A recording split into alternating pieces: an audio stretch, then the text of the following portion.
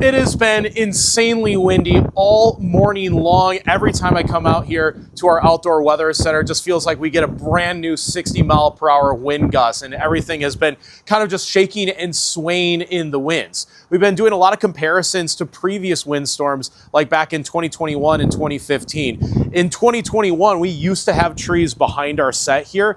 A lot of those actually just toppled down in that windstorm in January 2021, so those aren't even behind the set anymore because of wind speeds that hit 70 miles per hour. In this case, we've already seen reported wind gusts between 60 and 75 miles per hour this morning. Even got to the point that severe thunderstorm warnings had to be issued for nearly 80 mile per hour winds near Pullman and the Silver Valley, and it continues to howl out here.